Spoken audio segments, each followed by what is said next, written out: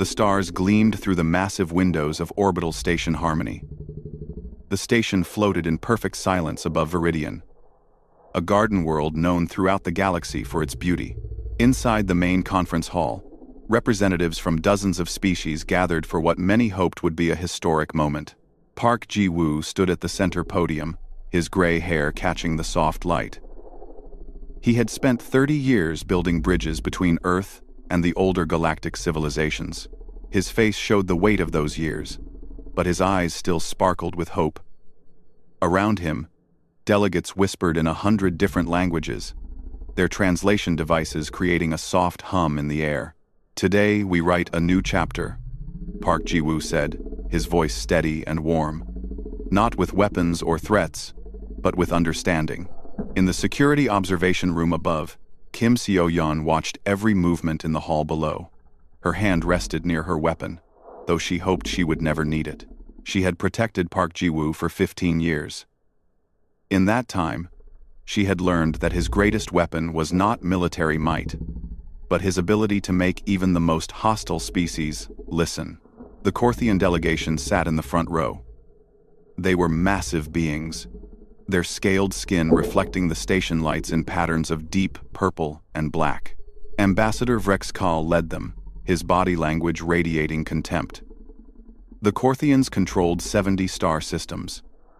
Their empire had crushed a dozen smaller species over the past century. They viewed humans as newcomers, barely worth noticing. Park Ji-woo had worked for 5 years to arrange this meeting.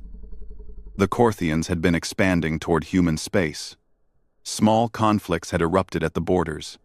Ships had been lost. Colonies had been threatened. Park believed that dialogue could prevent a war that would cost millions of lives. "The Korthian Empire has strength," Park continued, gesturing toward Vrexkal. "This is undeniable. But strength alone does not build civilizations that endure. Cooperation, mutual respect, shared prosperity. These are the foundations of true power." Vrexkal's translator device conveyed his response with clear mockery. "The human speaks of strength as if he understands it. Your species has spread to 40 worlds in 50 years, yet you avoid every conflict. You negotiate when you should fight. You offer treaties when you should take. This is not strength. This is fear." Park Ji-woo smiled gently. "Perhaps what you see as fear is simply wisdom. War should always be the last choice, not the first." Kim Seo-yeon tensed in the observation room. She had heard the intelligence reports. The Korthians were not negotiating in good faith. They were stalling while they positioned their fleets. But Park Ji-woo believed he could reach them, could make them see reason. Admiral Lee Sung-min commanded the small human fleet stationed 2 light hours away. She sat in her command chair aboard the battleship, indomitable, monitoring the feeds from the station. Her crew was on full alert, though they appeared relaxed. That was how humans operated now. They looked peaceful, diplomatic, and unthreatening. They had become very good at looking that way. Lee Sung-min remembered the early days of human expansion into space. 50 years ago, when humans first developed faster than light travel, they had burst into the galaxy expecting adventure and discovery. Instead, they found a brutal hierarchy where older species dominated younger ones. Humans learned quickly that showing their full military capabilities would mark them as threats.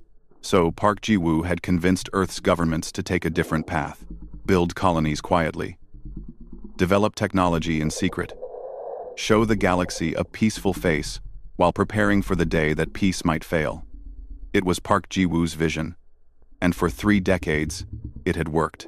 Humans expanded, they traded, they learned, and they were vastly underestimated. Back in the conference hall, the speeches continued. Representatives from neutral species praised both sides for coming to the table. The mood seemed hopeful. Kim Seo-yeon allowed herself to relax slightly. Perhaps this would work after all. The closing ceremony began as the local sun set beyond Viridian's horizon. The station's interior lights dimmed to match the natural cycle. Park Ji-woo stood to deliver his final remarks. Vrexkal stood as well, positioned to Park's right, as protocol demanded. "Let this day be remembered," Park Ji-woo said, "as the moment when two great peoples chose understanding over conflict." Vrexkal moved closer, as if to clasp Park's hand in the traditional gesture of agreement. Kim Seo-yeon felt something shift in her gut. Years of training screamed at her. She was already moving, already shouting into her communicator, already reaching for her weapon.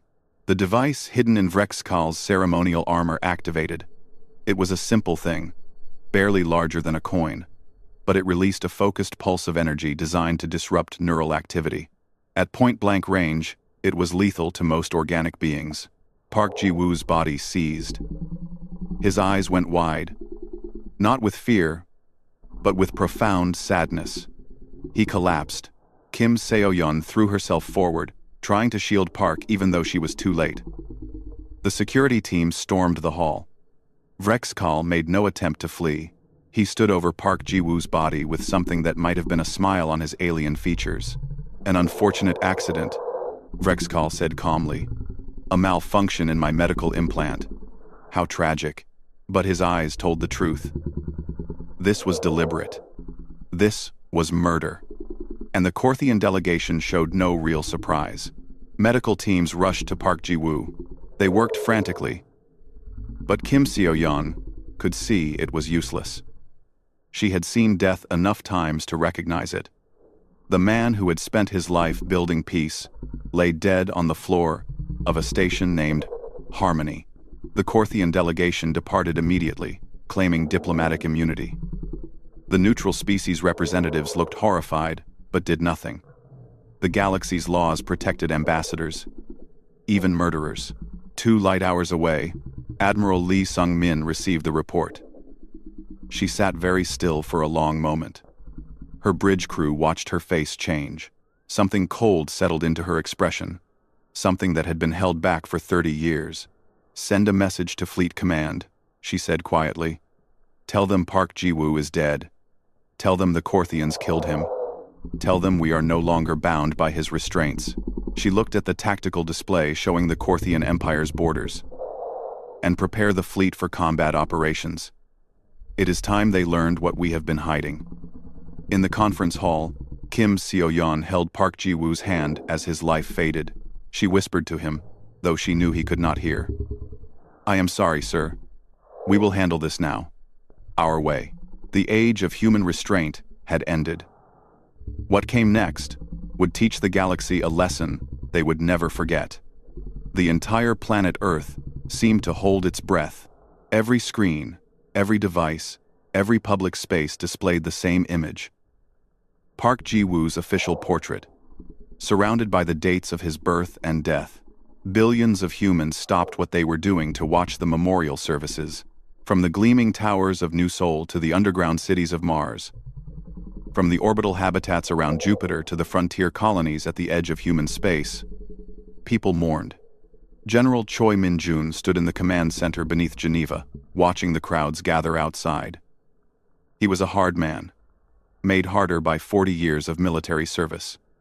He had known Park Ji-woo well. They had been friends once, before their paths diverged. Park chose diplomacy. Choi chose to prepare for war. "How many have responded to the mobilization order?" Choi asked. His aide checked the incoming reports. "All of them, sir. Every reserve unit, every mothballed ship, every officer on inactive duty. They are all coming back." "Every 9, Choi nodded slowly. He had expected nothing less. Park Ji-woo had been beloved. More than that, he had been a symbol of everything humans wanted to believe about themselves, that they could be better than the violent galaxy around them, that they could rise through merit and cooperation rather than conquest. The Korthians had killed that dream along with the man who embodied it. President Amara Okonkwo entered the command center. She was a tall woman with silver hair and eyes that had seen too much compromise. She had been elected on a platform of continuing Park's peaceful policies. Now she would have to authorize something very different, Give me the full picture, she said to Choi. No political softening. I need the truth. Choi pulled up a holographic display. It showed the human sphere of influence, the Korthian Empire, and the various neutral species between them. For 30 years, we followed Park Ji-woo's strategy. Expand peacefully, avoid conflicts, show the galaxy that humans are cooperative and unthreatening. This was not cowardice. It was strategy. He changed the display to show classified military installations. While we appeared weak, we were building. Research stations developing weapons technology, decades beyond what other species possess. Shipyards hidden in asteroid belts and around dead stars. Training facilities producing soldiers with capabilities the galaxy has never seen. AI systems that make our ships faster and smarter than anything else in space. President Okonkwo studied the display. Park knew about all of this? He authorized most of it, Choi said. He understood that peace only works when backed by the ability to defend yourself. But he also understood that if we showed our full strength too early, other species would unite against us out of fear. He was buying time for us to become too established to threaten, too integrated to attack. And now they have killed him.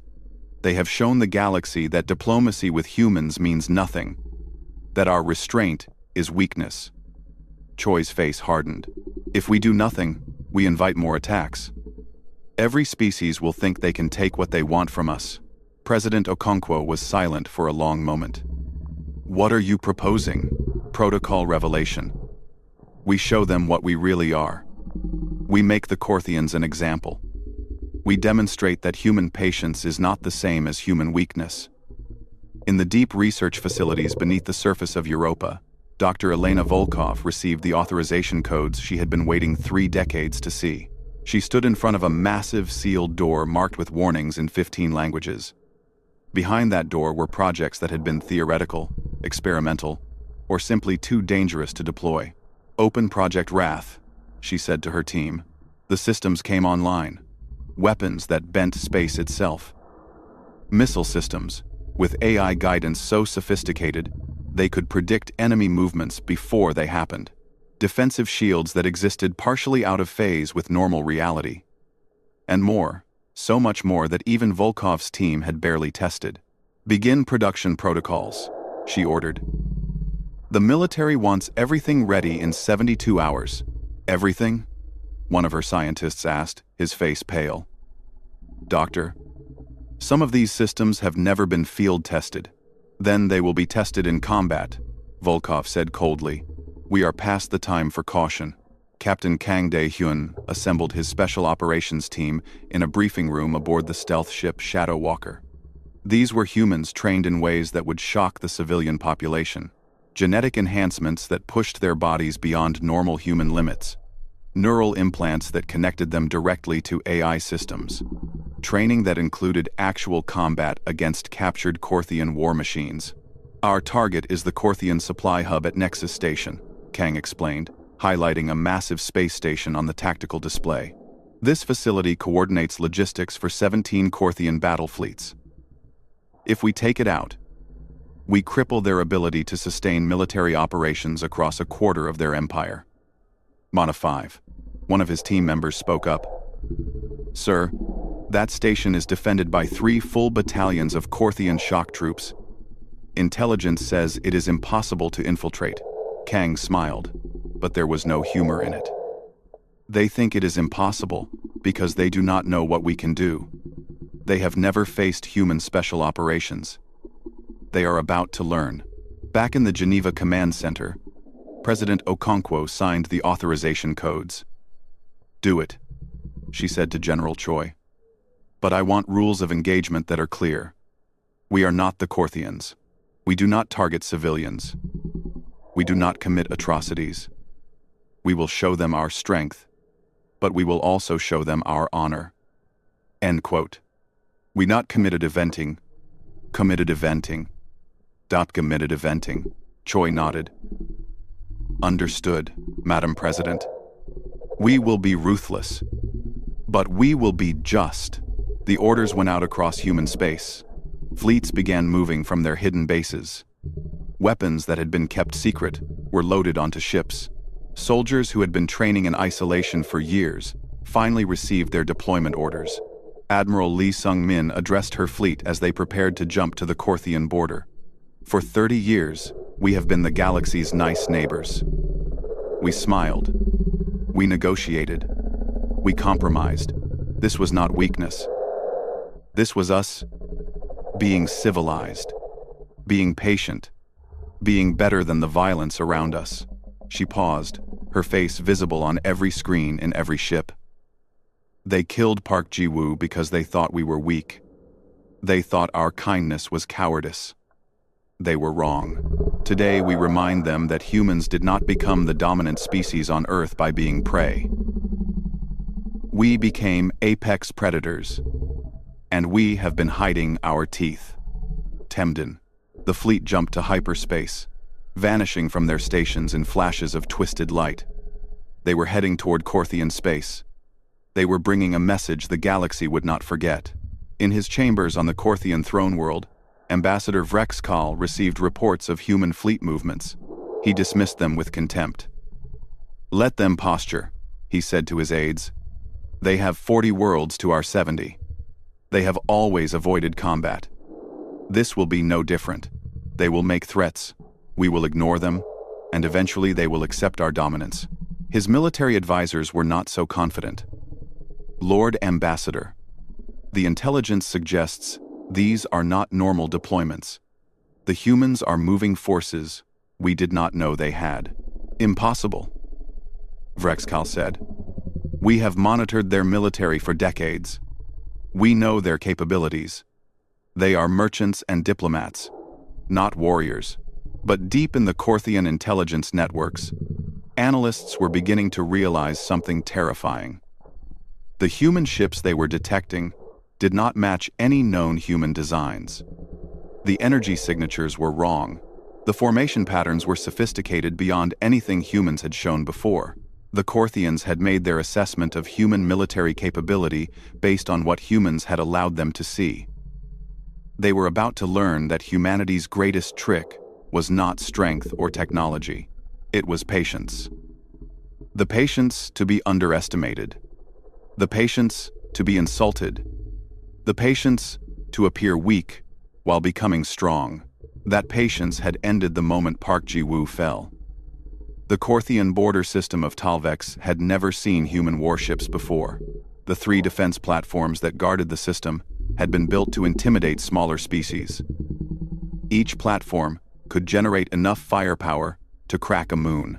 Together, they made the system nearly impregnable, or so the Korthians believed. War Master Thargon commanded the Korthian defense fleet from his flagship, the Endless Conquest. He had 50 warships under his command, each one a proven destroyer of lesser species.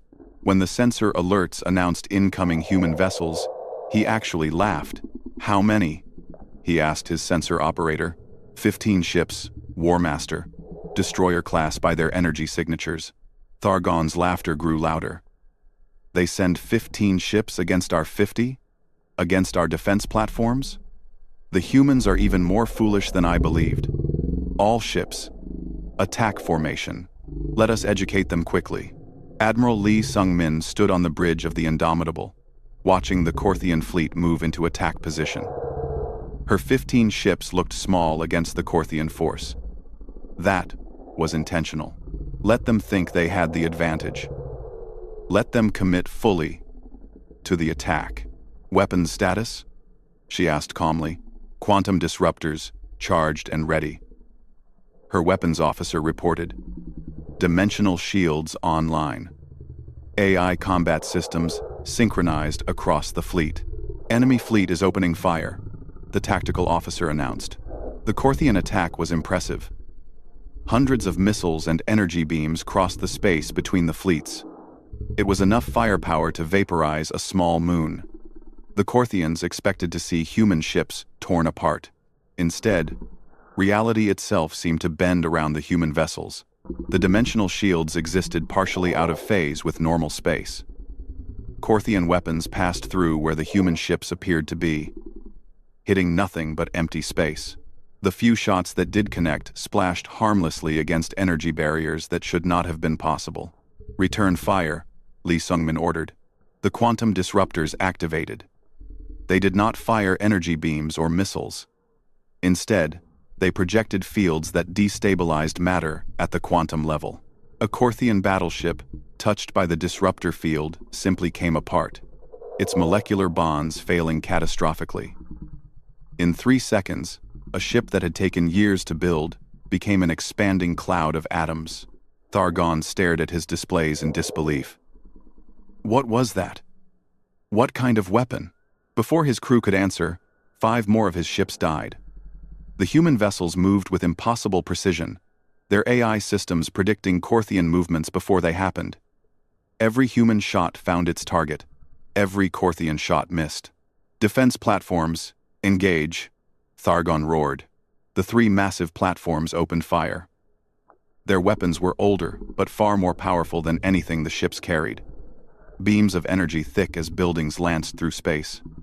Surely nothing could survive that. The human ships scattered, their movements synchronized perfectly. 2 of them turned toward the nearest platform and fired something new. Missiles, but unlike any missiles the Korthians had seen. These missiles thought for themselves, their AI cores more sophisticated than most organic minds. They dodged point defense fire with ease, weaving through space like living things. When they struck the defense platform, they did not explode.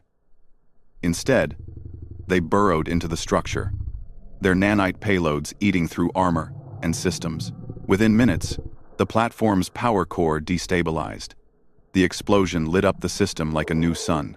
Commander Yoon Jae-sung led his fighter wing into the chaos. The human fighters were small, fast, and deadly. Each pilot was directly connected to their ship's systems through neural links. They did not react to threats. They anticipated them. The AI systems in their fighters predicted enemy movements hundreds of times per second, giving the pilots information faster than conscious thought. A squadron of Korthian interceptors moved to engage them. The Korthians had numbers and firepower. But Yoon's pilots had something better. They had perfect coordination. They moved as one organism, their AI systems linked together. When the Korthians tried to target them, they were not fighting individual pilots. They were fighting a distributed intelligence that existed across dozens of ships. The Korthian squadron died in less than a minute. Yoon's wing lost nothing. "This is impossible," Thargon shouted. "How can they move like that? How can their weapons be so powerful?" His second-in-command looked at the tactical display with growing horror. "War Master, we have lost 30 ships. The platforms are gone. We cannot win this battle. Retreat is not the Korthian way," Thargon growled. But even as he said it, he knew the truth. This was not a battle. It was a slaughter. Admiral Lee Sung-min opened a communication channel to the remaining Korthian ships. Her face appeared on their screens, cold and merciless. "I am Admiral Lee Sung-min of the United Earth Fleet. You are wondering how this is possible. You are wondering how we hid this strength. Let me explain something to you. F. She gestured at the debris field that had been the Korthian defense fleet. "For 30 years, Park Ji-woo convinced Earth to show you only what we wanted you to see. We acted peaceful because we chose peace, not because we were incapable of war. We negotiated because we preferred cooperation, not because we feared conflict. We restrained ourselves because a good man believed in a better way." Her expression became ice. "You killed that good man. You murdered him because you thought our restraint was weakness. Now, you will learn the truth. What you saw of humanity before was us being civilized. What you see now is us being human. And humans survived on a death world by being the most dangerous thing on it." In the debris field, something else was happening. Small shapes moved between the wrecks. Too fast for Korthian sensors to track clearly. Captain Kang Dae-hyun and his special operations team were already at work. They had inserted during the confusion of battle, using the debris as cover. Their target was a command ship that had survived, crippled but intact. Kang's team moved through vacuum with practiced ease, their powered armor making them far more than human. They cut through the hull and entered the Korthian ship. The Korthian crew had no idea what hit them. The humans moved too fast, their augmented reflexes making them seem to teleport from place to place. Stun weapons took down defenders before they could react. Within minutes, Kang's team had secured the ship's data core. "Package acquired," Kang reported. "Extracting now." They were gone before the Korthians even realized they had been boarded. The data they took contained tactical information, fleet positions, and defense protocols. In one operation, they had compromised Korthian military security across multiple systems. Back in the Tal Vex system, the battle was over. The Korthian fleet was destroyed. The defense platforms were gone. Admiral Lee Sung-min allowed the surviving ships to flee. She wanted them to carry the message. "Broadcast this across all frequencies," she ordered. "Make sure every Korthian hears it. Make sure the entire galaxy hears it." Her message was simple and terrifying. "The Korthian Empire killed our leader during peace negotiations. This was your first lesson in the price of that action. We have taken Tal Vex system. We are not leaving. We are coming for the next system, and the next, and the next. You wanted to see human strength. Now you cannot look away." Across Korthian space, fleet commanders received the reports with disbelief. One human fleet had destroyed a major border defense in hours. The humans had not lost a single ship. The technology they displayed was beyond anything the Korthians possessed. In the capital, Empress Korthva called an emergency war council. "How is this possible?" she demanded. "Our intelligence said the humans were weak." Her military advisors had no good answers. "They deceived us, Majesty. They hid their true capabilities. We made our assessments based on incomplete information." "Then get me complete information," the Empress roared. "Find out what they have, how many ships, what their real capabilities are, and find out how to stop them." But even as she gave the orders, she felt something she had not felt in decades: fear. The humans had announced their intentions clearly. They were not stopping at Tal Vex. They were coming for the entire border. And based on what they had just demonstrated, they might actually succeed.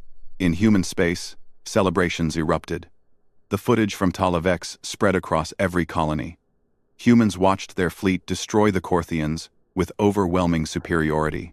After decades of being dismissed and underestimated, humanity had shown its teeth, but General Choi Min-jun did not celebrate. He studied the casualty reports. 0 human losses. Perfect execution. Then he looked at the projections for the next phase of the campaign. The Korthians would adapt. They would gather more ships. They would fight harder. The real war was just beginning. But humanity had sent its message. The age of human restraint was over. The galaxy would learn to respect them, one way or another. The Galactic Council chamber had never been so full. Representatives from every major species crowded into the ancient space station that served as neutral ground for galactic politics. The emergency session had been called after humans took their third Korthian system in as many weeks. The mood was tense, fearful, and confused. Counselor Zelnara of the Vrin Collective called the session to order. Her species had been neutral peacekeepers for centuries, never taking sides in galactic conflicts. Now she faced something that terrified her. A species that had appeared peaceful was revealing itself to be the most militarily powerful force in the galaxy.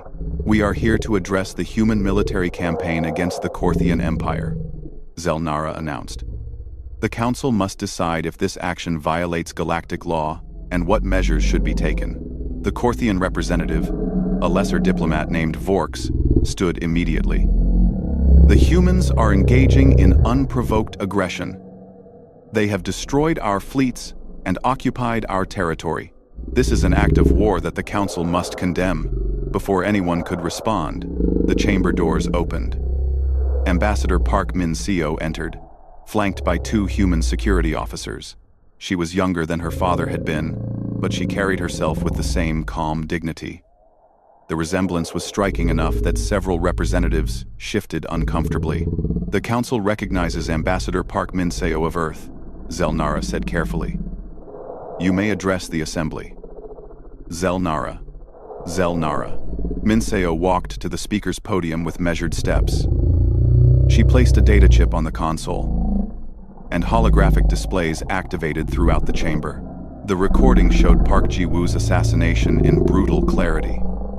Several representatives gasped. Many had heard rumors, but seeing it was different. "My father spent 30 years of his life building peace," Min-seo said, her voice steady despite the emotion behind it. "He believed that species could coexist through cooperation and mutual respect. He convinced Earth to restrain its military power in favor of diplomatic solutions. He taught us to be patient, to be understanding, to be better than the violence that surrounds us." She looked directly at the Korthian representative. The Korthian Empire repaid his dedication by murdering him during a peace conference. They assassinated a diplomatic envoy under the protection of neutral territory, and then they claimed it was an accident. Vorks started to object, but Min-seo continued, her voice growing harder. "Galactic law is clear. The assassination of a diplomatic envoy is one of the few crimes that justifies military response. My father showed restraint. They killed him for it. Now you ask us to show restraint again? To accept his murder and continue as if nothing happened?" The chamber erupted in debate. Some species agreed that the Korthians had violated sacred diplomatic principles. Others feared what human military power meant for the galactic balance. Everyone was afraid of what would happen next. In Korthian space, the situation was becoming desperate. Admiral Lee Sung-min's fleets had taken 5 systems. Human special operations teams were sabotaging supply lines deep behind Korthian borders. Captain Kang Dae-hyun had become a legend of terror, his teams striking targets the Korthians thought were secure. Empress Korthva sat in her throne room, reviewing battle reports that grew worse each day. Her generals stood before her, none meeting her eyes. "How many ships have we lost?" she asked. 247 capital ships, Majesty," the War Master reported, "plus countless smaller vessels. The humans have lost 12 ships total, and most of those were from accidents, not combat." "This is impossible," the Empress said. "How can they be so superior? We have studied warfare for centuries. We have conquered dozens of species."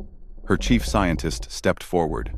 "Majesty, we have analyzed captured human technology. What they possess is beyond our understanding. Their AI systems are more advanced than any organic mind. Their weapons manipulate reality at the quantum level. Their shields exist partially outside normal space. This is technology that should not be possible. Then how did they develop it? They have been working on it for decades, hiding their research from galactic observation. While they appeared to focus on trade and diplomacy, they were actually engaged in the most intensive military research program in galactic history. They gambled that no one would attack them before they were ready. We made that gamble lose. In the occupied Korthian systems, something surprising was happening. The human military administration was harsh but fair.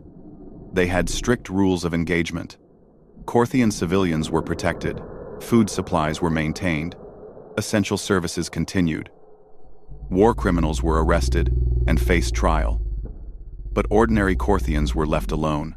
A Korthian shopkeeper in the occupied city of Talven spoke carefully to a human patrol. "I do not understand. Your people destroyed our fleet. You killed our soldiers. But you do not harm us?" The human sergeant, a man named Chen Wei, shrugged. "You did not kill our chancellor. Your military did. Your government did. Why would we punish you for their crime? But this is war. In war, the strong take what they want. Maybe that is how the Korthians fight war," Chen said. "Humans have different rules. We are here to teach your leaders a lesson, not to terrorize civilians. We are not monsters. We are just very, very good at war." Back at the Galactic Council, the debate had raged for hours. Finally, Counselor Zelnara called for order. The Council must make a decision. Do we condemn the human military campaign, or do we acknowledge the legitimacy of their response to diplomatic assassination? Several representatives wanted to condemn the humans, fearing their power. But others pointed out the obvious problem. If we condemn Earth for responding to the murder of their diplomatic envoy, we destroy the foundation of galactic diplomacy. Every ambassador becomes a target. Every negotiation becomes meaningless. A representative from the Kelnar Union spoke up. Perhaps we should be asking a different question. The humans are winning this war easily. They could destroy the Korthian Empire completely. Why have they not done so? It was a good question. Human fleets had the power to sterilize Korthian worlds.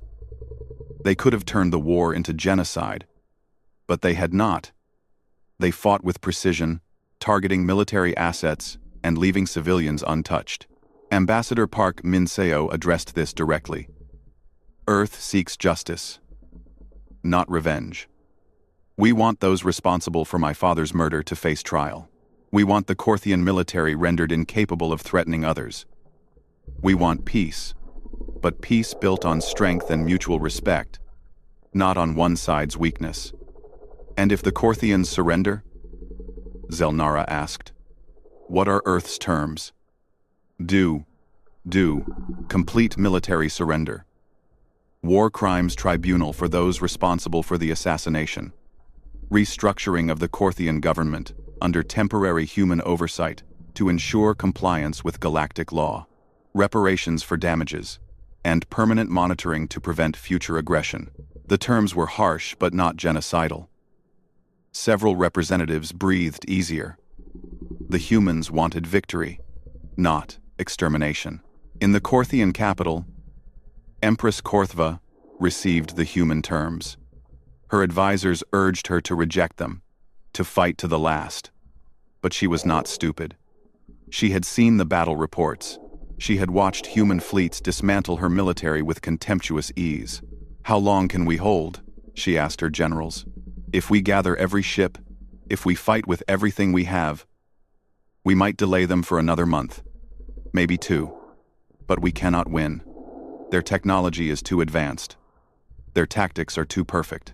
And they have barely shown us their full capabilities. The Empress closed her eyes. Her empire had stood for 3 centuries. It had crushed everyone who opposed it. Now it faced an enemy that made all that power meaningless. What happens if we do not surrender? They will take every system we have. They will dismantle our military piece by piece. And eventually, when they tire of our resistance, they may decide that extermination is simpler than occupation. They have shown restraint so far. There is no guarantee they will continue to do so. Far from the political discussions, Captain Kang Dae-hyun crouched in the shadows of a Korthian military command center. His team had infiltrated the facility to gather intelligence on the remaining Korthian fleet positions. They moved through the complex like ghosts, their advanced stealth systems making them invisible to Korthian sensors. Data acquired, Kang whispered into his comm. Extracting now. But as they moved to leave, alarms suddenly blared. The Korthians had upgraded their security systems. Kang's team was detected. Contact! One of his soldiers shouted as Korthian security forces poured into the corridor. The fight was brief and brutal. Human weapons cut through Korthian armor like paper. Human reflexes, enhanced by neural implants and genetic modification, made them seem superhuman. But there were dozens of Korthians and only 6 humans. Kang took a hit that cracked his armor, but his team kept fighting. They made it to their extraction point and escaped. But barely. Back on their ship, Kang reviewed the data they had stolen. It showed the Korthian military gathering for one last desperate stand. They were pulling ships from every corner of their empire. It would be the largest fleet ever assembled. And it would still not be enough. Kang thought about Park Ji-woo, a man he had never met but whose vision had shaped his entire career. Park had believed in peace. Kang had spent his life preparing for war. Now, those 2 paths had collided. "Do you think we will stop after the Korthians?" one of his team members asked. "We have all this power, all this strength. What happens when there are no more threats to fight?" Kang did not have an answer. That was a question for politicians and philosophers.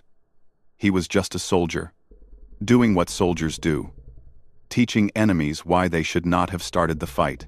The battle for Korth Prime, the Korthian homeworld, lasted 6 hours. It should have lasted weeks. The Korthians had assembled the largest fleet in their history, pulling ships from every corner of their empire, 3,000 warships, countless defense platforms, and planetary shield generators that could withstand sustained bombardment. Admiral Lee Sung-min arrived with 400 human ships. The Korthians still had numbers. They did not have hope. The battle opened with a Korthian barrage that would have vaporized any other fleet. Human dimensional shields danced between realities, making most shots harmless. The ones that connected were absorbed by energy barriers that glowed but did not break. Then, the humans returned fire. Quantum disruptors tore through Korthian formations like invisible claws.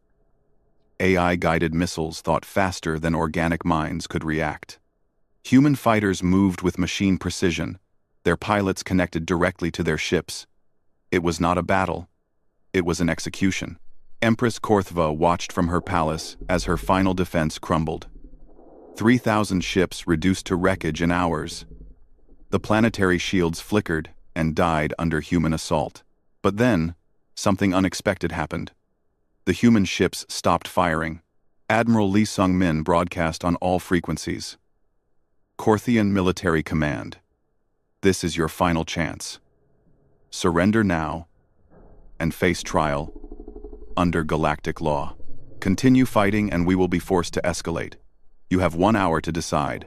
In the palace, the Empress's generals argued for continued resistance. "We can fight from the ground. We can make them pay for every city." But the Empress understood what the humans were really saying. They had held back. Everything they had shown so far was restrained. They could destroy the planet if they wanted to. They were giving the Korthians one last chance to surrender with dignity. "Enough," she said quietly. "Send the surrender signal. This war is over." The surrender was broadcast across the Empire. Within hours, Korthian fleets across the galaxy began standing down. Some refused and were destroyed. Most accepted the inevitable. In 6 weeks, the mighty Korthian Empire had been broken. 3 days later, Empress Korthva stood in chains before a tribunal. The courtroom was on a neutral station, overseen by representatives from a dozen species. Human, Korthian, and neutral judges sat in judgment. The gallery was packed with observers from across the galaxy. Ambassador Park Min-seo sat in the front row, watching the proceedings with careful attention. This was her father's dream, in a twisted form. Justice through law, not through might. But it had taken overwhelming force to get here. The trial was methodical and fair. Evidence was presented.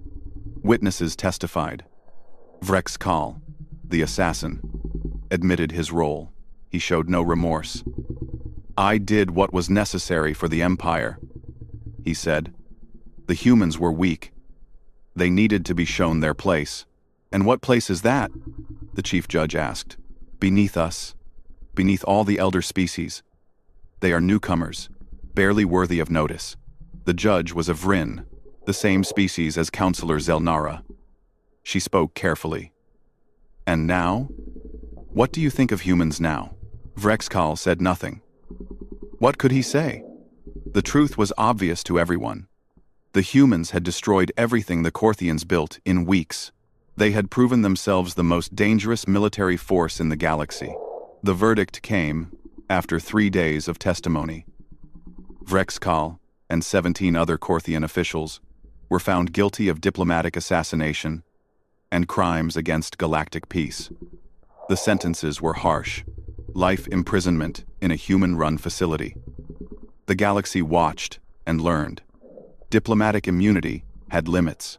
In the occupied Korthian territories, reconstruction was already beginning. General Choi Min-jun had established military governments in each captured system, but they operated under strict guidelines. Korthian civilians received food, medical care, and protection. Schools reopened. Trade resumed. The humans ruled with discipline, but not cruelty. A Korthian teacher named Kelvor spoke to his students about the occupation. They defeated us in battle. They could have destroyed us completely. Instead, they treat us fairly. They punish only those who committed crimes. This is not the behavior of monsters. This is something else. What, teacher? One of his students asked. Discipline. Honor. Strength combined with restraint. Perhaps we were wrong about what makes a species great. Perhaps it is not just the ability to conquer, but the wisdom to know when not to. At the Galactic Council, major changes were taking place. Earth had petitioned for a permanent security seat, a position of authority second only to the ancient Elder Council. Many species opposed this, fearing human dominance. But the reality was undeniable. Humans had the military power to take whatever they wanted. They were asking for recognition instead. Ambassador Park Min-seo addressed the council for the final vote. My father believed that species could rise through contribution, not conquest. That respect could be earned through cooperation, not fear. He spent his life proving that humans could be trusted partners in galactic civilization. She paused, looking at each representative in turn. His murder proved something else. That peace without strength is an illusion. That kindness without power is helpless. The Korthians thought our restraint meant we could not defend ourselves. We have corrected that misunderstanding. Earth could have destroyed the Korthian Empire completely. We chose justice instead. We could rule through fear. We choose to lead through example. Grant us the recognition we have earned, or reject us and wonder what we might do next. The choice is yours, but choose carefully. The vote was called. The result was overwhelming. Earth received its permanent security seat. The age of human dominance had begun. Not through slow diplomacy as Park Ji-woo had hoped, but through demonstrated power that left no room for doubt. Captain Kang Dae-hyun stood on a balcony overlooking a Korthian city under occupation. His war was over. His team had completed 47 operations behind enemy lines. They had not lost a single member. He should have felt pride. Instead, he felt tired. His second-in-command, Lieutenant Yu Soo-jin, joined him. They are building a memorial to Park Ji-woo in the capital. They want you to attend the dedication. I never met him, Kang said. I was just a soldier following orders. You fought for his memory. That counts. Kang watched Korthian civilians going about their lives below. They looked nervous but not terrified. Human soldiers patrolled. But they were not abusive. Do you think he would be proud of what we did? Or ashamed? You considered the question. Both, maybe. He wanted peace. We gave him war. But we did it his way. As much as war allows. We followed rules. We protected civilians. We sought justice, not revenge. That has to count for something.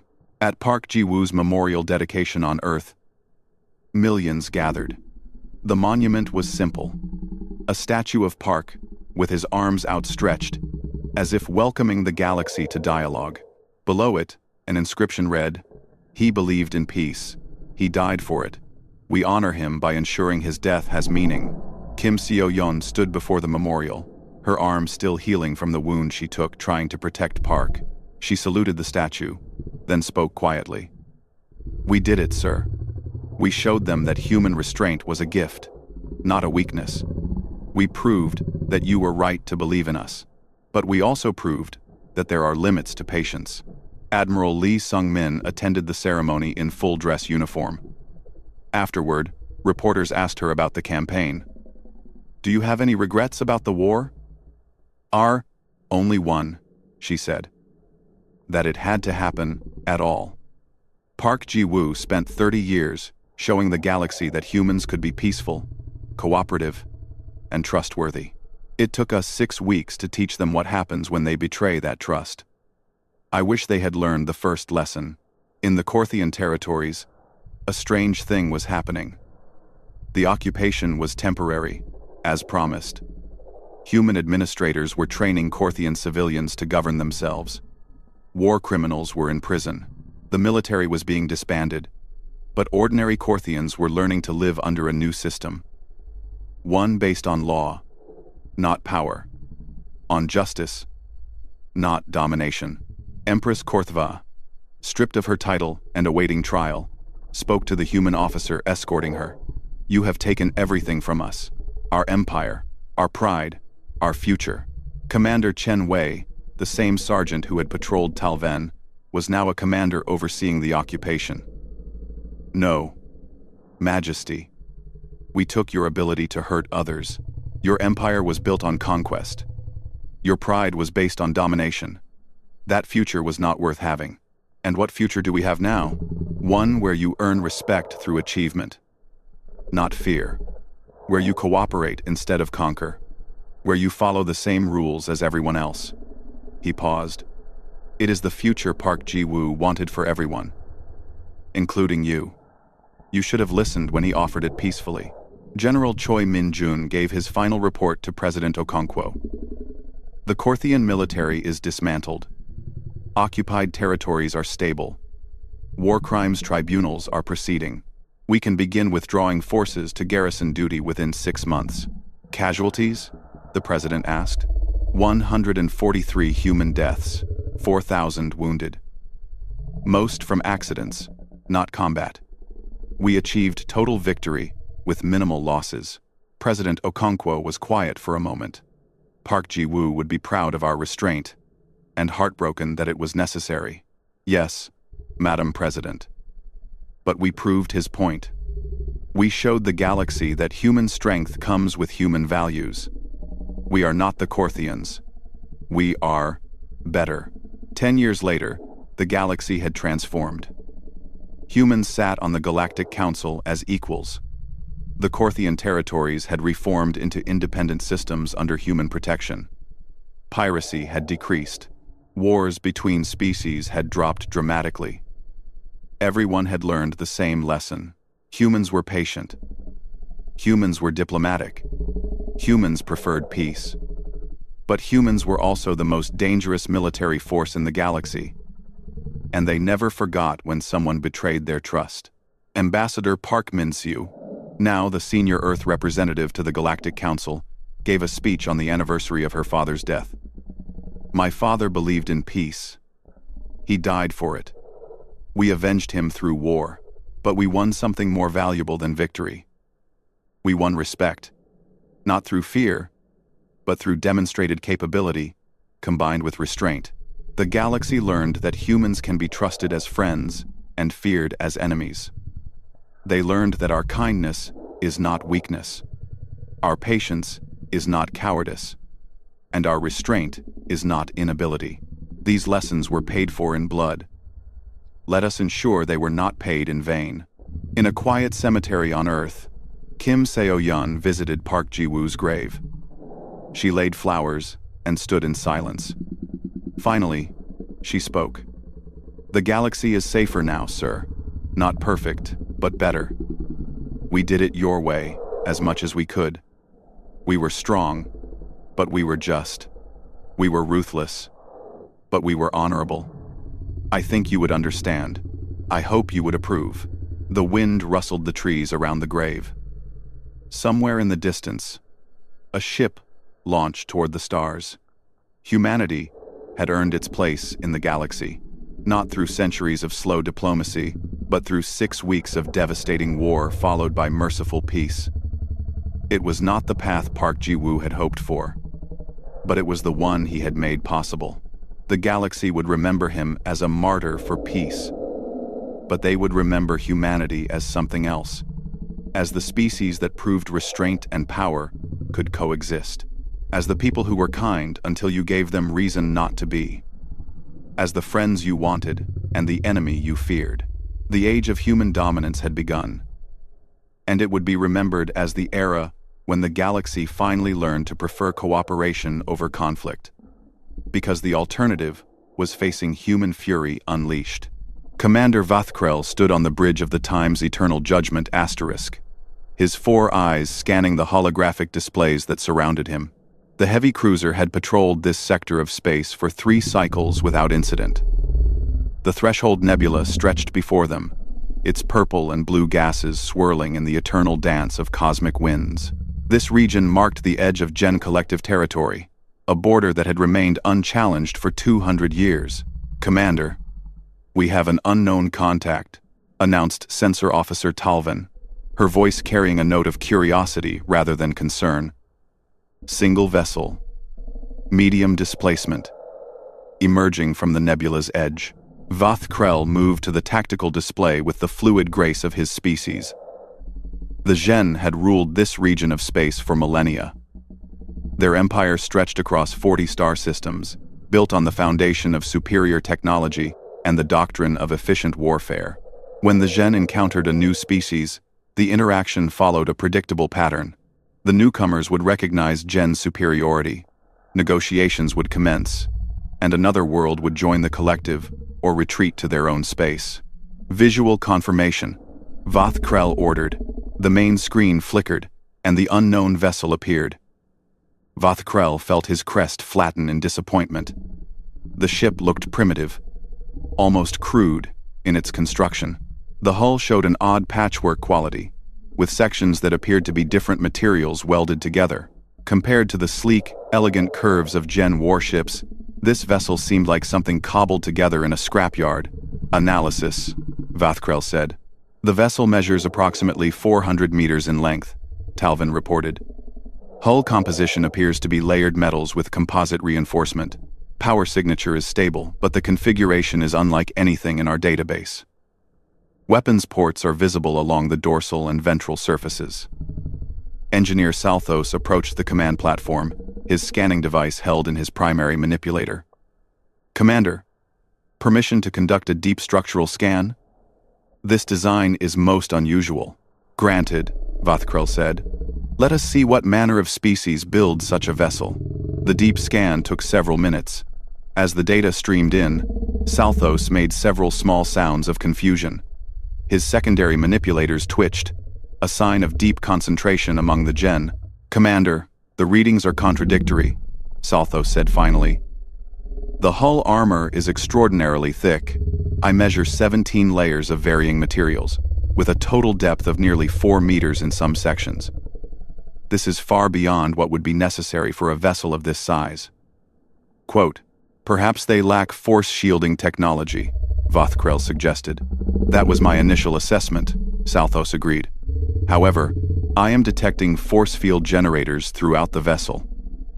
They possess the technology, but chose to maintain the heavy armor as well. Furthermore, nearly every system aboard the ship has redundant backups. The power plant alone has 3 separate emergency reserves." Vathkrel felt a stirring of interest. 3 backup power systems? Why would any species design such inefficiency into their vessels? Reese Keston surge. "One of the tenths de terre. HFY. I cannot determine the reasoning, Commander. The ship appears, designed with the expectation that it will suffer catastrophic damage. There are isolated sections throughout the hull that can operate independently if the main vessel is compromised. The life support system has 7 independent networks." Intelligence Officer Cranell joined the conversation. "I have analyzed the vessel's energy output. The power signature suggests capabilities far exceeding what a ship of this size should possess. The reactor design is compact but generates enormous energy. If my calculations are correct, this vessel could sustain full combat operations for an extended period without refueling." Vathkrel studied the image of the strange ship. Something about it disturbed him in a way he could not quite articulate. The Gen had encountered hundreds of species in their expansion across the stars. Most were primitive, building clumsy vessels for their first tentative explorations beyond their home systems. A few possessed technology comparable to the Gen, but none had ever exceeded it. This ship, however, did not fit familiar patterns. "Hail them," Vothkril ordered. "Let us introduce ourselves to this new species." The communications officer worked his console, transmitting on standard galactic frequencies. For several moments, there was no response. Then a calm voice spoke in fluent galactic standard. "This is Captain Jin Su Park of the Earth vessel Times. Indomitable Asterisk. We receive your transmission. Earth." The name meant nothing to Vothkrel. He activated the communication system. "Captain Park, I am Commander Vothkrel of the Gen Collective Heavy Cruiser Times Eternal Judgment Asterisk. You have entered territory claimed by the Collective. State your intentions." "Commander Vothkrel, we greet you with respect," the human captain replied. The visual feed activated, showing a bipedal creature seated in what appeared to be a command chair. The being had only 2 eyes, 2 manipulators, and wore a uniform of dark blue. However, our records indicate this region of space was unclaimed when we surveyed it 6 months ago. Earth has established a scientific outpost on the 4th planet of the system designated Beta 7 in our charts. We have no hostile intentions toward the Gen Collective. Vothkrel studied the human. The being appeared remarkably fragile. The body structure suggested a species adapted to moderate gravity, possibly 12 to 13 standard units. The lack of protective carapace or natural armor indicated they had evolved as a prey species rather than predators. "Biometric analysis," Vothkrel said quietly to his crew. Crenell manipulated her console. The being registers as a carbon-based life form with an internal skeletal structure. Average lifespan appears to be approximately 60 to 70 standard years based on cellular degradation rates. Homeworld gravity is high, approximately 1.2 standard units. Atmosphere is oxygen-nitrogen mix. The species appears to have evolved on a world with significant environmental challenges. 60 years. The Gen lived for 300. This species had barely enough time to accumulate wisdom before death claimed them, and yet they had built a vessel that confused Gen sensors and spoke galactic standard as if they had been traveling the stars for centuries.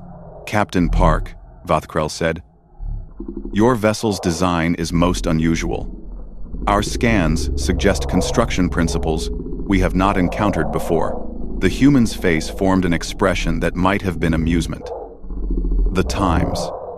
Indomitable Times represents Earth's approach to deep space exploration.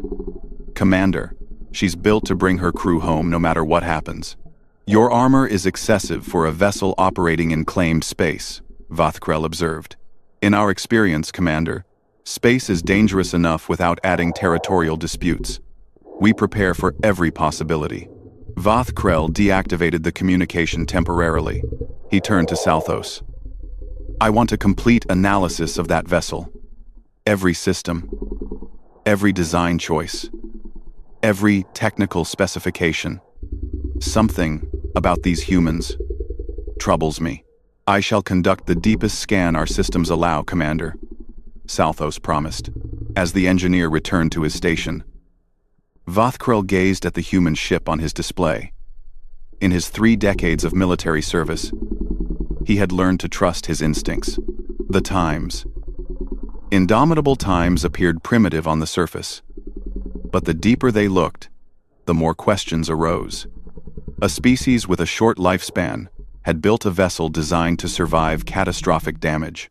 They claimed peaceful intentions but bristled with weapons.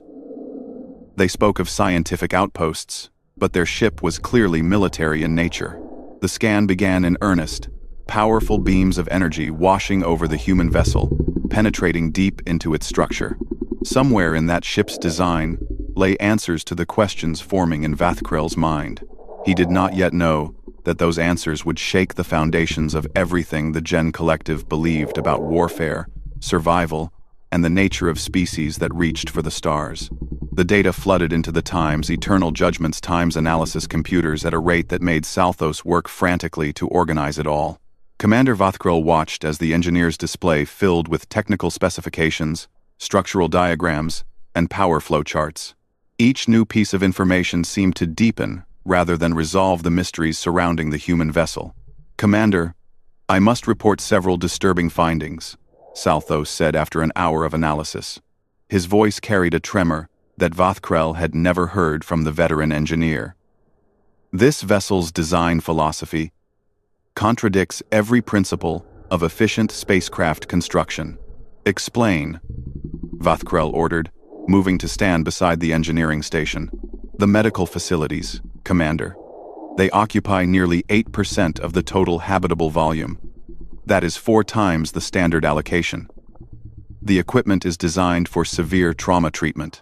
There are surgical theaters equipped to handle massive casualties, radiation treatment facilities, tissue regeneration units, biological contamination protocols.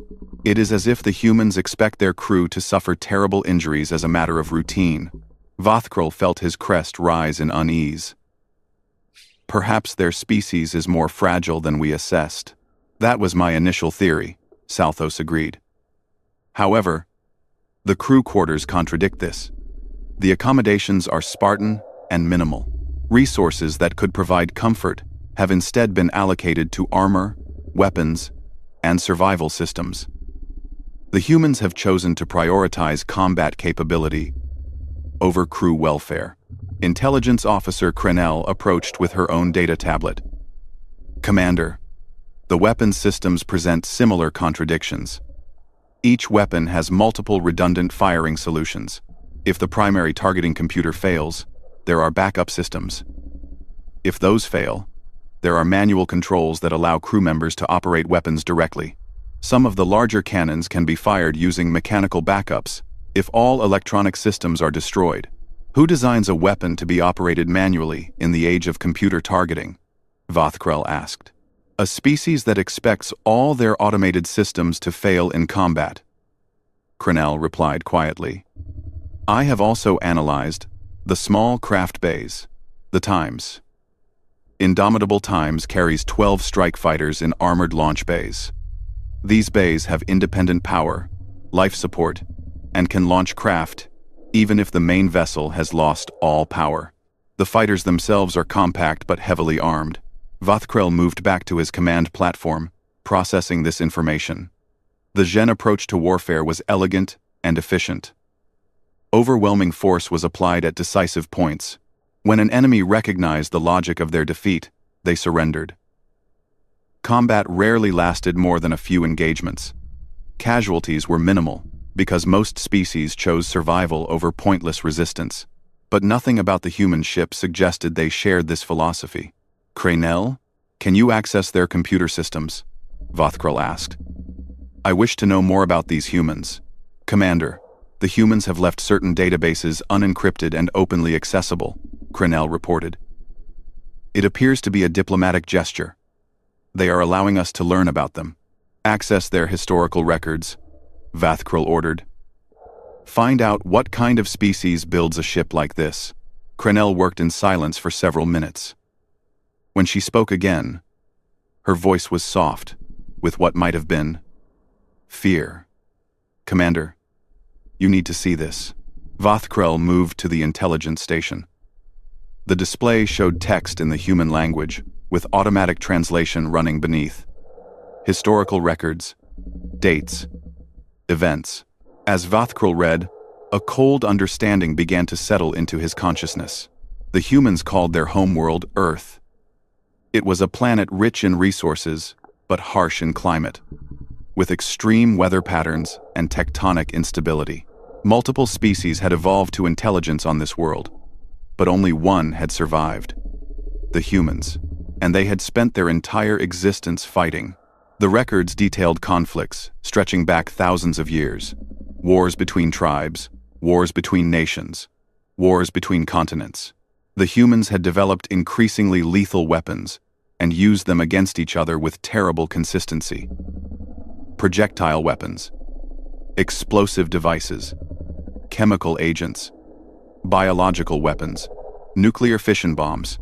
They used atomic weapons against their own species, Salthos whispered, reading over Vathkrel's shoulder.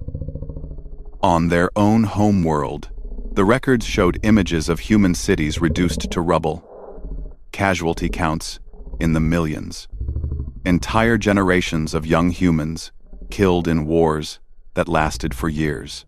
Naval battles where thousands died in single engagements. Aerial combat.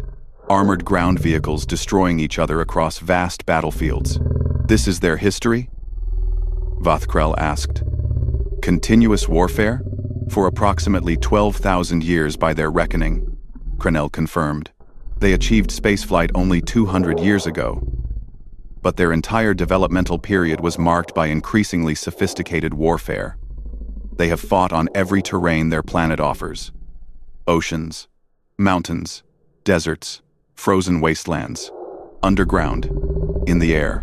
Vathkrel looked at the image of the times. Indomitable times on his display with new understanding.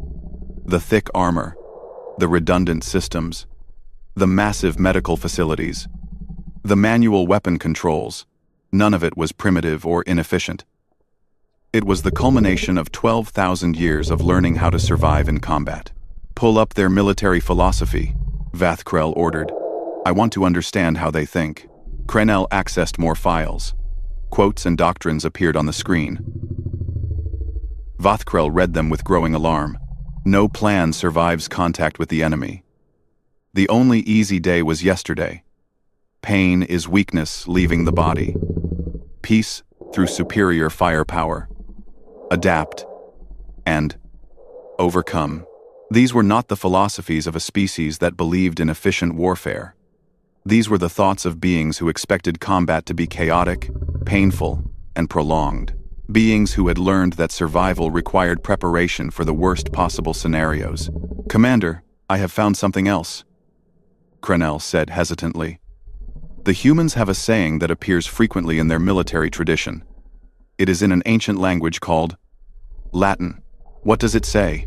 Si vis pacem, para bellum.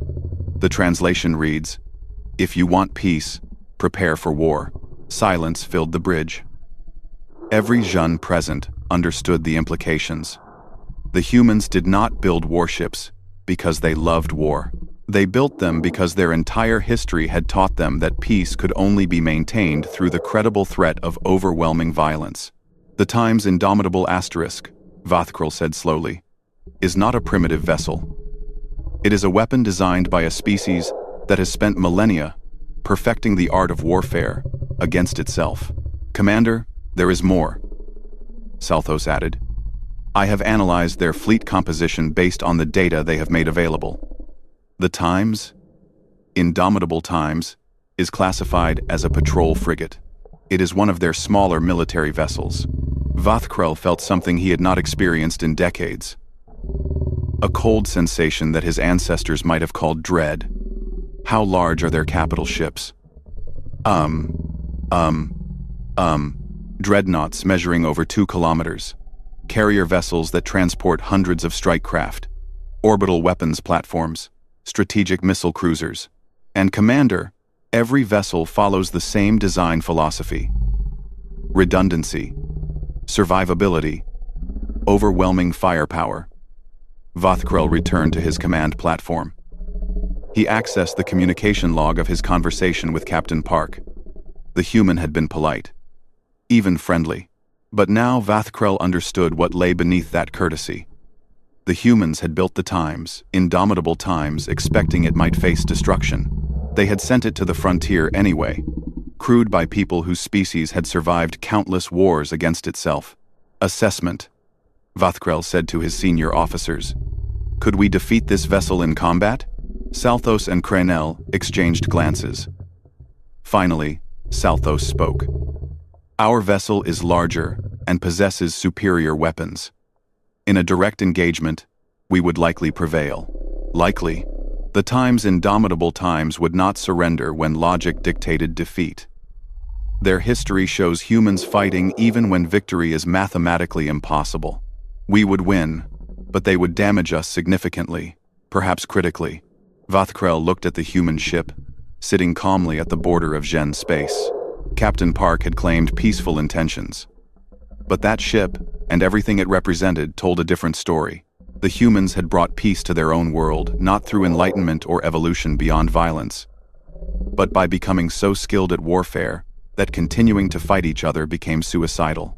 Now they had brought that expertise to the stars. "Continue scanning," Vothkrell ordered. "I want to know everything about this species, and prepare a detailed report for High Command. They need to understand what we have encountered." As his crew returned to their duties, Vothkrell stared at the Time's indomitable asterisk. Somewhere aboard that vessel, Captain Park and his crew went about their routines, probably unaware that they had just terrified one of the most powerful military forces in the sector. The humans had survived by learning to be the deadliest thing on their world. Now, they had come to space, bringing those lessons with them. And Vothkrell had the terrible feeling that the galaxy was not prepared for what that meant. Commander Vothkrell transmitted his report to Zhen High Command with a sense of foreboding. He had included every detail about the human vessel, every disturbing element of their history, every implication of their military philosophy. He had recommended a cautious diplomatic approach, suggesting that the humans represented a species unlike any the collective had encountered before. The response arrived within 6 hours. Vothkrell read the orders with sinking dread. "High Command believes you are overreacting to a single, primitive vessel," his second officer Ralken said, reading from the same transmission. "They order us to assert collective dominance and force the humans to withdraw from disputed territory. They did not read my full report," Vothkrell said bitterly. "Or they read it and did not understand. The orders are clear, Commander. We are to perform aggressive maneuvers and establish weapons lock on the human vessel. If they do not retreat, we are authorized to disable their ship and claim it as salvage." Vothkrell looked at the tactical display. The Times, indomitable Times, maintained its position at the nebula's edge, making no threatening moves. They were simply there, claiming space for their species as countless others had done throughout history. But the humans were not like other species. "Tactical, bring us to combat approach vector," Vothkrell ordered reluctantly. "Helm, angle us to establish firing superiority.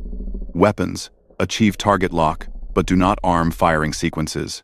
The Time's eternal judgment Times moved with the grace of a predator, its massive bulk turning to present its heaviest weapons toward the human frigate. On the display, targeting solutions appeared as the Zhen computers calculated firing angles for every weapon system. "We have achieved weapons lock, Commander," the tactical officer reported. "The human vessel is powering up its defensive systems."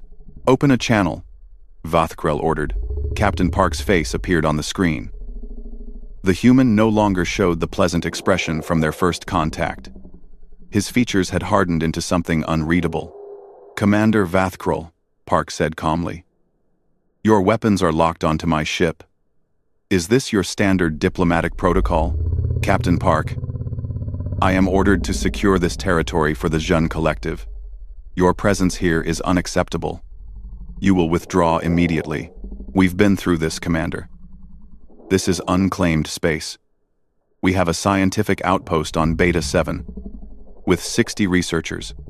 I will not abandon them." On the tactical display, Vothkrell watched as the Time's Indomitable's Times crew moved to battle stations with practiced efficiency. The frigate's weapons came online, targeting systems acquiring the Zhen cruiser. Shield generators hummed to full power. The strike craft bays opened, and small fighters began pre-launch sequences. "Your vessel is outnumbered and outgunned," Vothkrell said. "Logic dictates withdrawal." Something that might have been a smile crossed Park's face. It was not a pleasant expression. "Commander, in our first conversation, I told you the Times, Indomitable Times, is built to bring her crew home. Let me be clear about what that means. If you fire on this ship, we will return fire. We will not surrender. We will not retreat. We will fight until either your ship or mine is destroyed. Is that clear enough for you?" Salthos leaned close to Vothkrell and whispered urgently, "Commander, I have run combat simulations. Our probability of victory is 78%. However, the simulations project we will suffer 40% casualties, even in a successful engagement. The humans will not stop firing until their vessel is completely destroyed. 40% casualties. In the entire last war the Zhen had fought, total casualties had been less than 10%. Enemies saw the logical conclusion and surrendered. But the humans were showing every sign that surrender was not part of their thinking. I have accessed more of their historical database, Crenell added quietly. Commander, the humans have a tradition of last stands, battles where small forces fought to the death against overwhelming odds. They celebrate these defeats as great moments in their history. They teach their children about warriors who died rather than surrender. Vathkrel felt his crest flatten in disbelief. They celebrate defeats? Not the defeat itself, but the courage to fight impossible battles. There is an ancient human battle called Thermopylae. 300 warriors held a mountain pass against hundreds of thousands. All 300 died. The humans still remember their names thousands of years later. That is insane. That is humanity, Commander, Crenell said softly. They do not think like we do. The concept of logical surrender does not exist in their military culture. On the screen, Captain Park waited patiently. Around him, the human crew moved with quiet competence. A young officer checked weapon status. Another monitored the shield generators. Their faces showed determination but not fear. Captain Park, Vathkrel said slowly, I have studied your history. Your species has fought countless wars. You have developed weapons of terrible power. Why do you continue to prepare for war when you claim to seek peace? Park's expression softened slightly. Because we learned a hard lesson, Commander. Peace is not the absence of violence. Peace is the result of being strong enough that others choose not to attack you. We spent thousands of years fighting each other before we finally understood that. Now we're united as a species. But we remember what it cost to get here. We remember what happens when you're not prepared. And if I fire on your vessel, then you'll learn another human tradition, Commander. We don't start fights, but we finish them. Vathkrel muted the communication. He turned to face his bridge crew. Opinions. Speak freely. We can destroy their vessel, the tactical officer said. But they will hurt us badly in the process. And their outpost will send word to their homeworld. We will have started a war with a species that has spent its entire existence learning how to wage war. High Command expects us to enforce collective authority, Ralken said. If we back down from a single primitive ship, it shows weakness. That ship is not primitive, Salthos insisted. It is the product of a species that survived by becoming the most dangerous thing on their planet. Every system aboard that vessel was designed by people who learned through blood and death. Our elegant efficiency has never faced an enemy who expects to take damage and keeps fighting anyway. Vathkrel reactivated the communication. Captain Park, I wish to understand something. Your vessel's name is Time's Indomitable Asterisk. What does this word mean in your language? See, it means unconquerable, Park replied, unable to be defeated or subdued. And you believe this describes your vessel? I believe it describes my crew, Commander. The ship is just metal and systems. But the people aboard her have inherited 12,000 years of human determination. We will not be easily defeated. We will not be subdued. And we will not abandon our people on Beta 7. Vathkrel studied the human captain.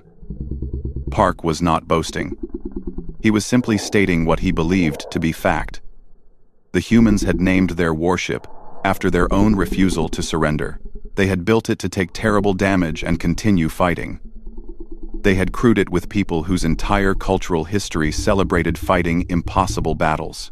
And they were prepared to do exactly what their history suggested. Then their species would learn what the Zhen could do, adapt to counter it, and return with greater force.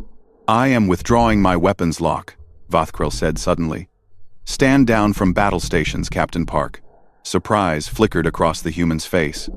Commander, I am recommending to High Command that we negotiate borders rather than enforce them militarily. Your outpost on Beta 7 may remain. In exchange, Earth will recognize collective authority in the adjacent sectors. That seems reasonable, Commander. I'm authorized to discuss territorial agreements. However, Vothkrel continued, I have one request. I wish to understand humanity better. Will you allow a diplomatic exchange? My intelligence officer aboard your vessel, and one of your officers aboard mine? Park considered this. I can agree to that. We'd like to understand the Gen better as well. Ambassador Chen Wei is traveling with us as an observer. She can begin negotiations immediately. Excellent. I will prepare quarters for your ambassador. The communication ended. Vothkrel sat heavily in his command chair. Around him, the bridge crew visibly relaxed. Commander, was that wise? Ralkan asked quietly. High Command will not be pleased. High Command ordered me to force their surrender. Vothkrel replied. I have instead achieved a diplomatic solution that gives the collective control of 70% of the disputed territory. If they wish to criticize that result, they are welcome to come here and fight the humans themselves. He looked at the Time's indomitable asterisk, now standing down from battle stations. The human vessel had proven its point without firing a shot. They were prepared for war, but preferred peace. Strong enough to fight, but wise enough to negotiate. It was a combination the Gen had never encountered before, and Vothkrel knew that the galaxy had just changed in ways that few yet understood. The diplomatic exchange happened within 2 days. Avertine Feith, Rentipros, Vothkrel knew that the galaxy, and Feithri, and Fiverminter, Crenel transferred to the Times, Indomitable Times, while a human officer named Lieutenant Sarah Kim came aboard the Times Eternal Judgment asterisk. Both vessels maintained respectful distance, while their representatives began the careful work of understanding each other. Vothkrel met Lieutenant Kim in one of the observation lounges. The human was smaller than he had expected, barely reaching to his mid-torso. Even with him standing on all 4 legs, she wore the same dark blue uniform as Captain Park, with various insignia that presumably indicated rank and specialty. Commander Vothkrel, Kim said, inclining her head in what must have been a gesture of respect. Thank you for hosting me. Your vessel is impressive, as is yours, Lieutenant. Please, sit. I understand humans prefer chairs. A seat had been prepared, and Kim settled into it with apparent gratitude. Vothkrel noticed she moved with the easy grace of someone comfortable in the higher gravity of his ship. The humans had evolved on a heavy world. Their bodies adapted to forces that would exhaust most species. I will be direct, Vothkrel said. My species has encountered hundreds of civilizations in our expansion across the stars. None have disturbed me as much as humanity. I wish to understand why. Vothkrel. Kim nodded slowly. You scanned our ship. You read our history. I imagine it raised questions. Many questions. Your species spent thousands of years in continuous warfare. You developed weapons capable of destroying your own world. Yet you claim to seek peace. How do I reconcile these contradictions? It's not a contradiction, Commander. It's a lesson learned through terrible cost. Kim leaned forward. Do you know what the deadliest conflict in human history was called? World War II. 60 million people died. Cities were reduced to ash. We used atomic weapons for the first and only time against each other. When it was over, humanity looked at what we had done and made a choice. What choice? Never again. We created international laws, formed global organizations, established rules of warfare. We didn't stop being capable of violence. We learned to control it, channel it, use it only when absolutely necessary. Vothkrel considered this. But you still maintain enormous military forces. Your ship is designed for warfare, not exploration. Because we learned another lesson, Kim replied. Peace must be defended. There are always those who see kindness as weakness, diplomacy as cowardice. So we stay strong.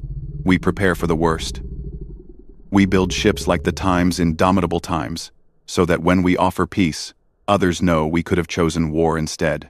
This is what your people call deterrence. Exactly. The best fight is the one that never happens because both sides know how badly it would end. A message chimed on Vothkrel's communication device. He read it with sinking comprehension. It appears we are about to test your philosophy of deterrence. Admiral Korveth has arrived with a battle group. He is demanding that all human vessels withdraw from this sector immediately. Kim's expression hardened. How large is this battle group?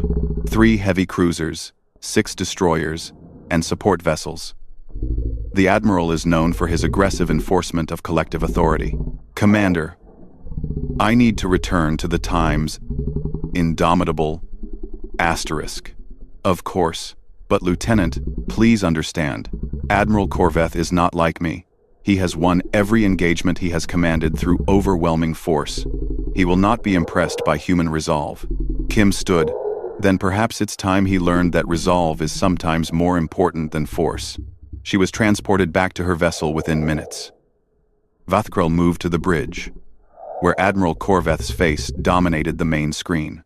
The Admiral was older than Vothkrel, with a crest marked by scars earned in 2 decades of military service. Commander Vothkrel, Korveth said without preamble, I have reviewed your report about these humans. I find your concerns overblown and your recommendations weak. You will join my battle group in forcing these primitives to retreat from collective space. Admiral, with respect, the humans are not primitive. They are a species that has mastered warfare over thousands of years. They will not retreat simply because we outnumber them. Then they will be destroyed. Their foolishness is not our concern.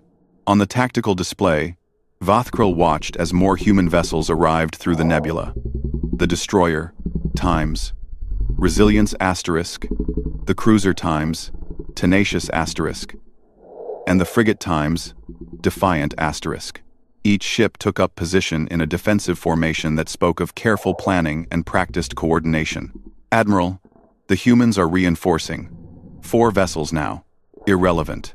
We outnumber them 3-1 and possess superior firepower. They will see reason or be eliminated.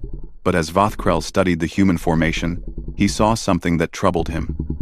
The vessels were positioned to provide overlapping fields of fire. Each ship's weapons covered gaps in the other's defenses.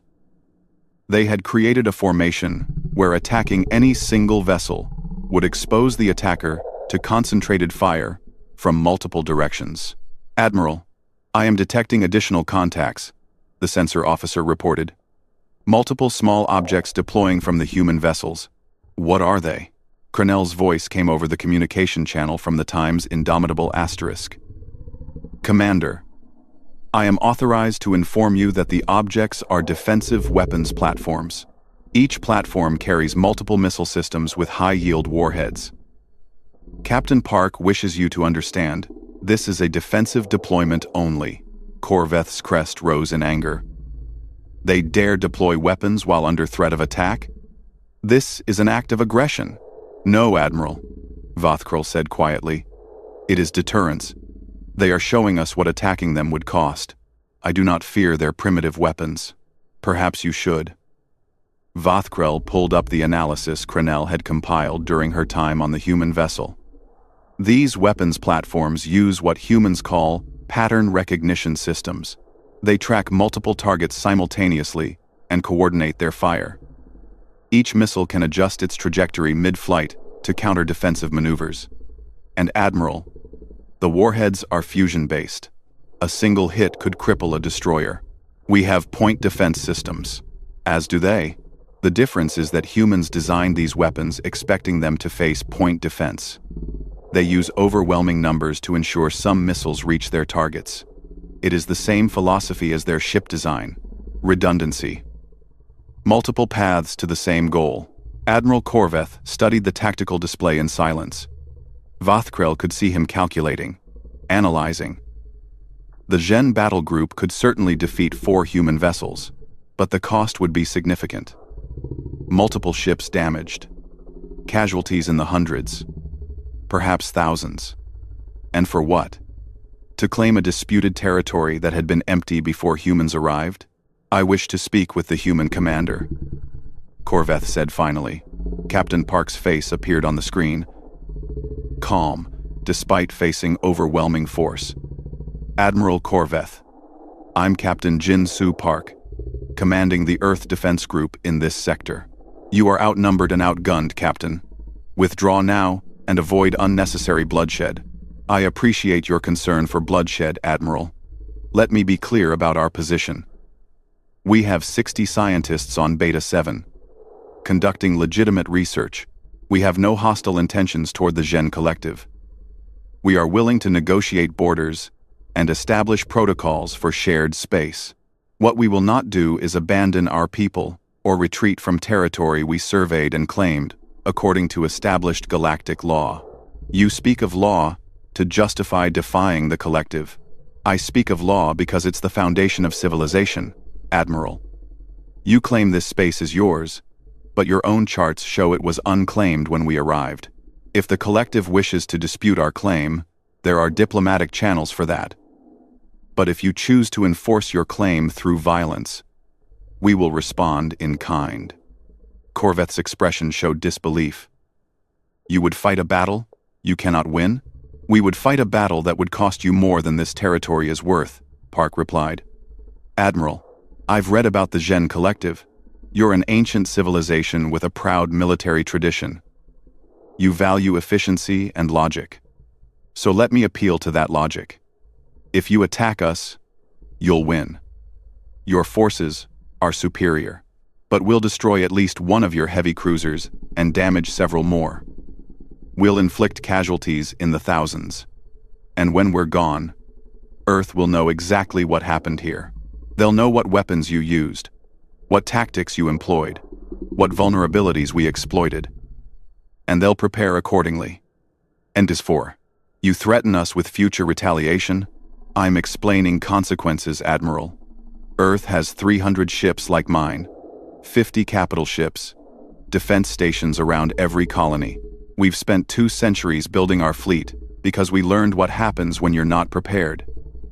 You can destroy this battle group, but you cannot destroy humanity. And once Earth knows the collective is hostile, you'll face an enemy that has spent 12,000 years learning how to fight wars of survival. Vathkrel watched the Admiral's face carefully. Korveth was processing this information, running calculations. The humans were offering him a choice: win a single battle at terrible cost and start a protracted war, or negotiate and gain most of what the collective wanted without bloodshed. Commander Vathkrel, Korveth said, your analysis of human capabilities, is it accurate? Every word, Admiral. The humans are not bluffing. They will fight to the death because their entire history has taught them that survival requires absolute commitment. Long silence filled the channel. Then Korveth spoke again. Captain Park, I will accept your offer of negotiation. We will establish a neutral station where our diplomats can discuss borders and protocols. But understand this: the collective does not tolerate aggression in our territories. If humans violate the agreements we reach, the consequences will be severe. We understand completely, Admiral. Earth honors its agreements. We'll send Ambassador Chen Wei to represent us. I think you'll find her reasonable. The communication ended. Korveth turned to Vathkrel. Commander, you will coordinate with the human vessels to establish the negotiation parameters. I will report to High Command that we have achieved diplomatic resolution of the territorial dispute. Yes, Admiral. As Korveth's face disappeared from the screen, Vathkrel allowed himself to relax slightly.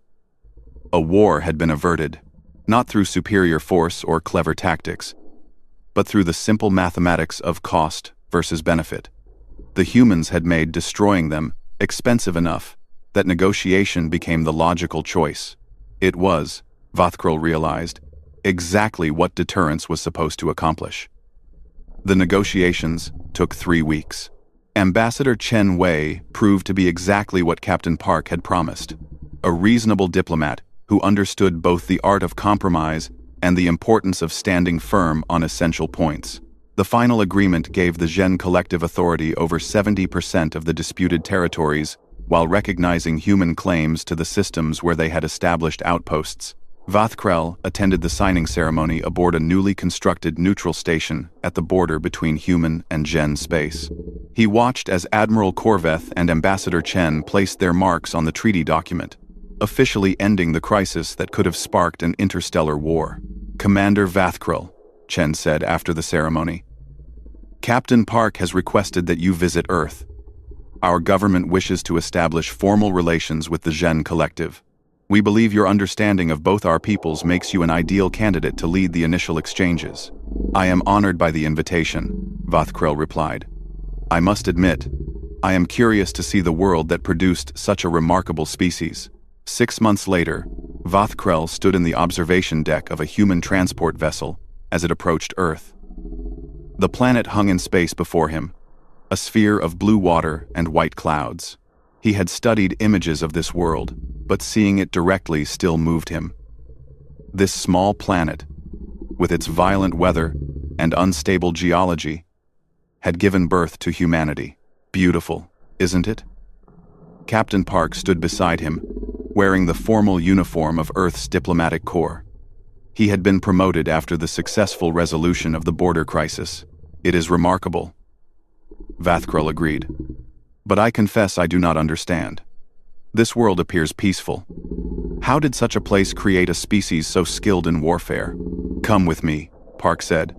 "I want to show you something." They took a shuttle to the surface, landing at a facility Park called a military museum. As they walked through the exhibits, Vathkrel saw the entire history of human warfare laid out before him. Ancient weapons of stone and bronze, medieval swords and armor, firearms that had grown increasingly lethal over centuries, tanks, aircraft, and naval vessels, and finally, the weapons of space. Each exhibit was marked with casualty counts and dates. "This is the Battle of Gettysburg," Park said, stopping before a large display. "A battle in our American Civil War. 50,000 casualties in 3 days. This is the Somme from World War I. 1 million casualties over 4 months. Here is Stalingrad from World War II. 2 million dead in a single city." Vathkrel stared at the numbers. These battles killed more than most wars in collective history, and they were just individual battles in longer wars. Park said quietly, "We did this to ourselves, Commander. For thousands of years, we killed each other with increasing efficiency. We developed chemical weapons that dissolved lungs, biological weapons that spread plague, nuclear weapons that could level cities. We fought in jungles, deserts, frozen tundra, on land, sea, air, and eventually space. We learned every possible way to kill and destroy. Why show me this? Because you need to understand what you saw when you scanned the Time's indomitable asterisk. That ship isn't the product of military genius or superior technology. It's the product of necessity.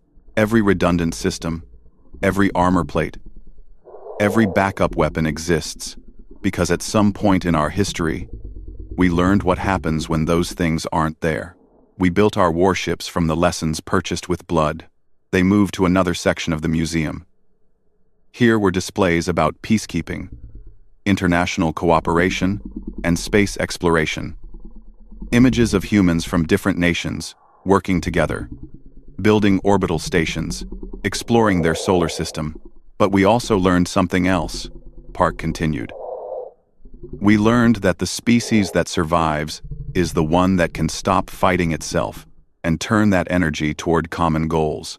We learned that strength and compassion aren't opposites. We learned that the best warrior is the one who never has to fight. Yet you maintain your military forces. Because we also learned that peace is fragile, Commander. It must be protected. There will always be those who see cooperation as weakness, who believe might makes right. So, we stay ready. We build ships like the Time's indomitable asterisk. We train our people for conflict we hope never comes. And when someone like Admiral Corveth appears, ready to take what isn't his, we're prepared to make him reconsider. Vothkril understood now. The humans weren't warlike. They were survivors who had learned that survival sometimes required the capacity for terrible violence. But they had also learned to control that capacity, to use it as a shield rather than a sword. The collective leadership is still processing what your species represents, Vothkril said. Some see you as a threat. Others see potential allies. I believe most simply, do not know what to think. That's fair, Park said. We're still figuring out our place in the galaxy ourselves. But I can tell you what Earth hopes for. We hope to find friends among the stars, partners in exploration and discovery, species we can learn from and teach in return. We've spent too long fighting ourselves to want to fight the universe too. And if conflict finds you anyway, Park's expression hardened slightly, then we'll do what we've always done. We'll survive. We'll adapt. We'll find a way to win. But we'll also look for the path back to peace, because that's what we truly want. Over the following weeks, Vothkril toured Earth's major cities and met with their leaders. He saw a world that had unified itself through painful lessons, where former enemies now worked side by side on projects that benefited all humanity. He met soldiers who trained for war, but hoped for peace, scientists who developed weapons but preferred to explore, diplomats who negotiated from positions of strength but sought common ground, and he began to understand what humanity would bring to the galactic community. The Gen Collective formally established diplomatic relations with Earth 3 months later. Trade agreements followed, cultural exchanges, joint scientific projects, and quietly, military observers from both sides began studying each other's tactics and technologies. Vothkril found himself leading a combined patrol group, human and Gen vessels working together to secure their mutual borders. Captain Park served as his strategic advisor, teaching Gen officers the principles of human military doctrine. Your people are adapting quickly, Park observed one day as they reviewed training exercises. The Gen always relied on overwhelming force and logical threat assessment, but now you're incorporating redundancy, planning, and survival-focused design. Because you taught us that logic is not enough, Vothkril replied.